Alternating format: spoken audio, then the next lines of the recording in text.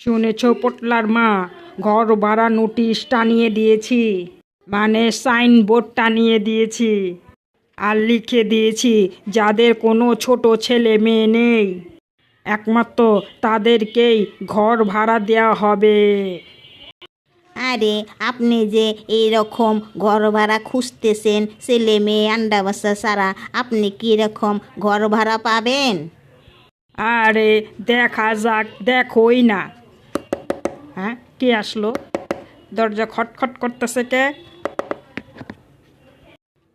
আরে দাঁড়া বাবা, দরজা খুলছি, দাঁড়া দাঁড়া দাঁড়া। তো কি চাই বাবু? হ্যাঁ হ্যাঁ, আসসালামু আলাইকুম আঙ্কেল, কেমন আছেন? ওয়ালাইকুম সালাম, ভালো আছি। তা বাবু, তুমি কড়া নাড়লে কেন? দরজা ঠুক ঠুক করছো কেন বলো? জি আঙ্কেল, আপনার বাড়ি ভাড়া মানে ঘর ভাড়া নিতে চাই। হ্যাঁ, কি?